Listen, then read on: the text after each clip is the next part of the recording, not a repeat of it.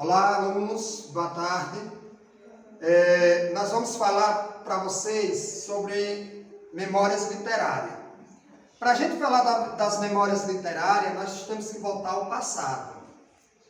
Aqui nós temos dois objetos.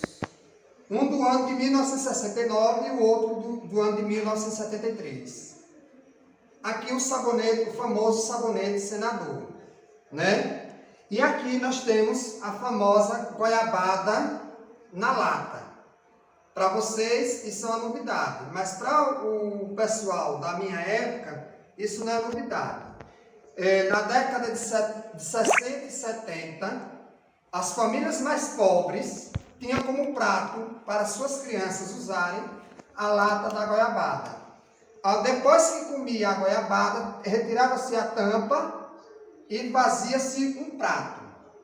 Então, para a gente começar o nosso bate-papo falando de memórias literárias, temos que voltar ao resgate da nossa história, né? E falando de história, nós temos aqui no livro Escritos de Glória, na Literatura do Sertão, o texto do nosso aluno Eduardo José, do 6º ano B, e ele foi selecionado para a segunda etapa da Olimpíada de Português, né? E esse mesmo texto está nesse livro. O que eu quero com isso? Mas vamos passar um pouco a nossa memória, voltar ao passado, lembrar de uma história muito famosa, não só em Nossa Senhora da Glória, mas na região do sertão do Sergipe e além de fronteiras, que é a história de João Valentim.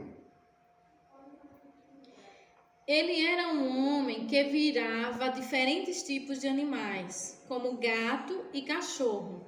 Minha avó dizia que ele passava na frente da casa dela e fazia travessuras com os filhos e roubava comida para comer e outras coisas necessárias.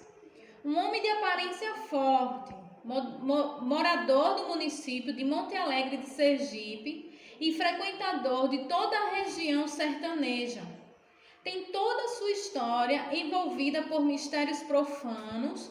Reza a lenda que João Valentim, como era conhecido, virava 7 bichos diferentes, sendo o mais conhecido e famoso Cachorro dos Olhos Vermelhos, que, segundo conta em relatos de moradores da época, não fazia mal a ninguém, mas gostava de assustar as pessoas. São várias histórias que nos tempos de hoje ainda são contadas e o mistério continua. Será que era verdade que ele virava bicho? Isso não sei. Lenda que é lenda se baseia em fatos e mistérios. Isso é a beleza da história. Autor, Eduardo José Lima dos Santos, aluno do 6º ano B, 2019. Aqui é a sigla da nossa escola, aluno da Augusto Barreto. E esse texto vai servir de norte para que em 2021, nós possamos produzir os nossos textos, as nossas memórias literárias. Tem um outro personagem na cidade de Glória, ele veio na década de 60 para cá com o Denox, que é o famoso amigo Pedro. Na época, todo menino quando fazia bagunça, quando fazia coisa errada, o pai disse, vou chamar amigo Pedro. Todo bichinho corria para dentro de casa, quando não corria para debaixo da cama. Então, a memória literária, ela tem esse foco de voltar ao passado para nos mostrar o presente. Mas, o que é uma memória literária? A partir de agora, nós vamos ver o que é uma memória literária. São textos produzidos a partir de rememorar o passado vivido ou imaginado. Para isso, deve-se escolher cuidadosamente as palavras, orientados por critérios estéticos, que atribuem ao texto ritmo, conduz o leitor por cenários e situações reais ou imaginárias. Essas narrativas têm como ponto de partida experiências vividas pelo autor no passado, contadas como são lembradas no presente. Há situações em que a memória se apresenta por meio de perguntas que fazemos ou que fazem para nós. Em outras, a memória despertada por uma imagem, um cheiro ou um som. O caso da nossa latinha de goiabada era praxe quando as mulheres pariam, quando as comadres iam visitar as outras, levavam uma caixa de sabonete, ou alma de flores, ou senador, ou alfazema, e levava a goiabada para o compadre, né? Veja que eu utilizei uma palavra cotidiana do nosso Nordeste, compadre. Então, a memória é isso. Mas, professor, como é que o senhor sabe de tanta coisa? Por exemplo, a história da goiabada, porque é parte da minha história. E eu posso falar para vocês porque eu vivi esse tempo. Então, é uma coisa que eu estou trazendo de memória para vocês entender o sentido da memória literária.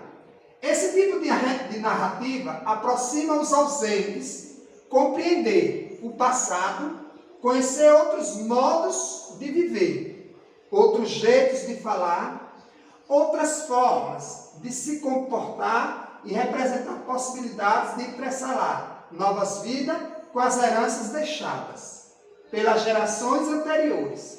As histórias passadas podem unir moradores de um mesmo lugar e fazer que cada um sinta-se parte de uma mesma comunidade. Isso porque a história cada vez de cada indivíduo traz em si a memória do grupo social ao qual pertence. Esse encontro é uma experiência humanizada. João Valentim, eu já vi ele na feira. Eu pequeno, ele vendia nas feiras livres, vendia próximo a onde meu pai vendia o milho, vendia a abóbora, vendia o feijão de corda. Mas os processos da memória, em nosso cotidiano, quando acionamos a memória, estamos sempre fazendo uma relação entre o que está acontecendo agora e o que já aconteceu. Ou seja, memória do que já aconteceu está sempre presente no que está acontecendo. São exemplos desse fato. Lembre-se de que não tem no armário cozinha para ir fazer compras no supermercado. Lembra-se do itinerário para ir a algum lugar. Lembra-se do que já está feito em nosso trabalho para começar uma outra etapa. Aí há outras situações em que a memória surge por meio de perguntas que fazemos ou para nós e nos remete ao passado. Em outros momentos, a memória é despertada por um objeto, um cheiro, uma situação. Ao utilizar a memória, sempre fazemos um jogo do agora com o ontem, do aqui com o lá. Lembra da latinha do sabor, da latinha de goiabada e do sabonete? Um cheiro impossível, inconfundível. O cheiro do sabonete senador, né? Escrever memórias. Esse passo é importante para a gente porque vai nos rememorar. Pode ser algo corriqueiro que fazemos sem sentir ou pensar. Há momentos, porém, em que nossas memórias são provocadas por situações de comunicação mais formais, como em uma entrevista, por exemplo, em um depoimento que se dá sobre um fato que atingiu a comunidade, a linguagem que usamos nessas situações, ou seja, os gêneros utilizados para rememorar também são mais formais. O exemplo da escrita de um relatório, né? Do relatório de trabalho, de um currículo, de um questionário a ser respondido numa consulta médica, a escrita de uma biografia, ou de um livro de memórias literárias. Aí a gente fala do gênero memórias literárias. São os textos produzidos por escritores que dominam o ato de escrever com arte e revivem uma época por meio de suas heranças pessoais. Esses escritores são, em geral, convidados por editoras para narrar suas memórias de um modo literário, isto é, buscando despertar emoções estéticas no leitor, procurando levar, compartilhar suas heranças de forma vivida. Para isso, os autores usam a língua com liberdade e beleza, preferindo seguir sentido figurado de palavras, entre outras coisas. Recentemente foi lançado um livro em glória, O Padre e o Jardim, que conta a história do Jardim do Padre Leão Gregório. Esse exemplo de pessoa que fez tanto pela educação de glória, agora foi retratado na sua memória. Nessa situação de produção própria do gênero memórias literárias, temos alguns componentes fundamentais.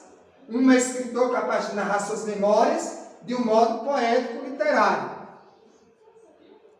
Um escritor disposto a publicar essas memórias.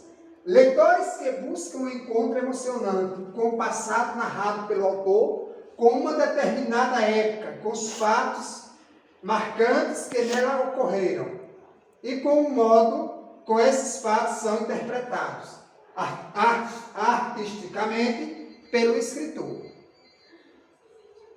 A situação de comunicação na qual o gênero memórias literárias é produzido marca o texto.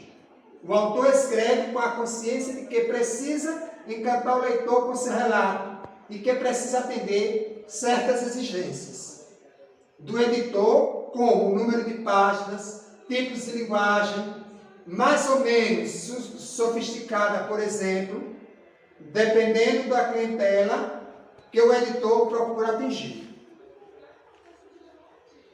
O escritor como memórias literárias. Eu só quero que chame a atenção a essa primeira parte.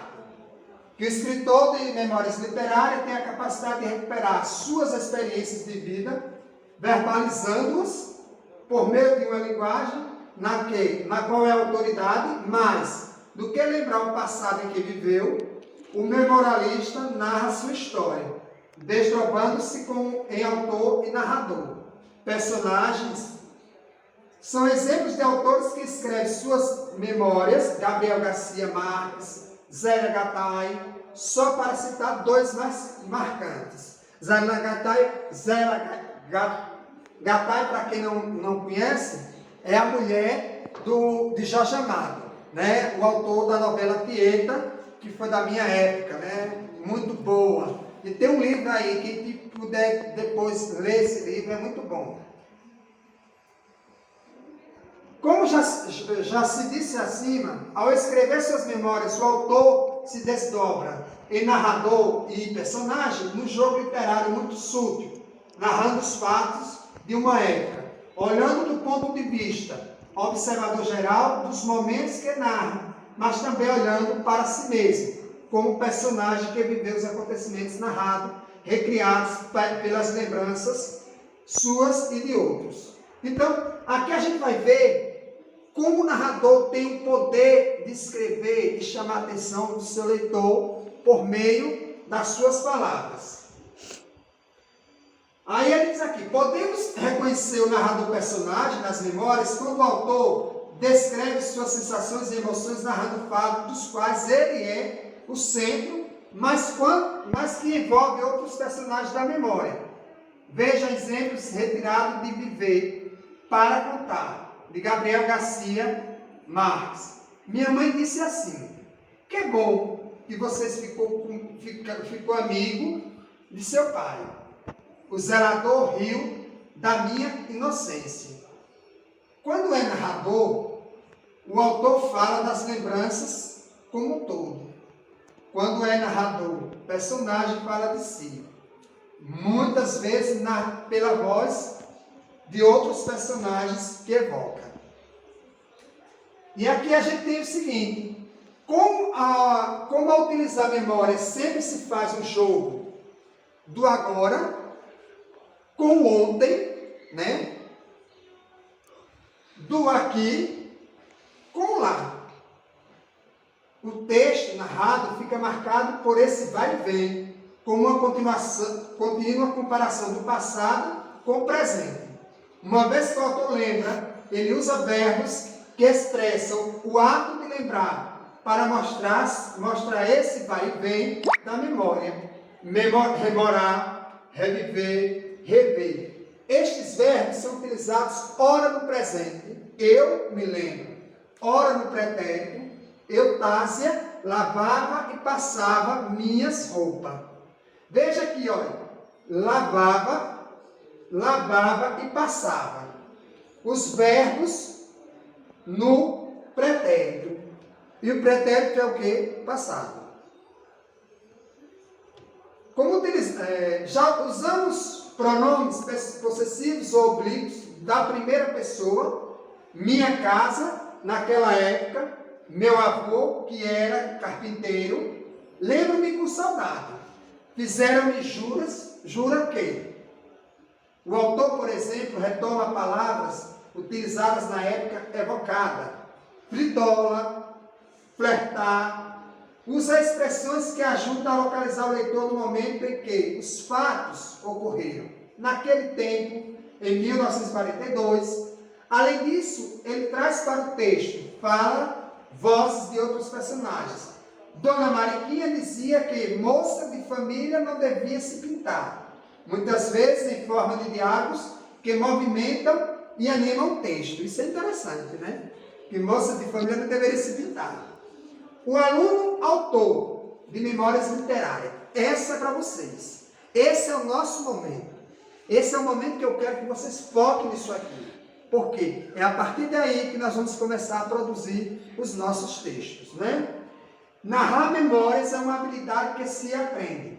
Depois de recolher memórias das pessoas mais velhas da comunidade, os alunos podem reconstruir, recriar essas memórias, sem precisar fazer uma transcrição exata da realidade, pois o ato de narrar é sempre uma criação. Quando se narra um acontecimento de forma literária, o imaginário do narrador atua sobre as memórias recolhidas, transformando-as. Ao transformá-las, procurando dar-lhes uma vida, do qual o leitor possa compartilhar, o narrador destaca alguns aspectos mais envolventes e suprime outros. A aventura de escrever memórias literárias é uma experiência muito rica. A princípio, parece não ser fácil, mas, com a ajuda do professor, os alunos poderão aprender a ler e escrever esse gênero de texto, tão importante para a sua formação. Aí eu queria deixar esse pensamento aí, para a gente pensar.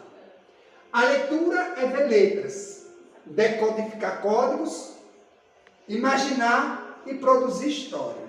Autor, José Walter. Para a gente pensar, produzir e ler. A nossa imagem nos diz tudo, né? O homem, quando lê, ele vê um mundo diferente. O homem, quando lê, ele se envolve nas histórias, ele participa das histórias e a partir daí ele pode criar novas histórias. É isso aí que eu queria deixar como pensamento para a gente.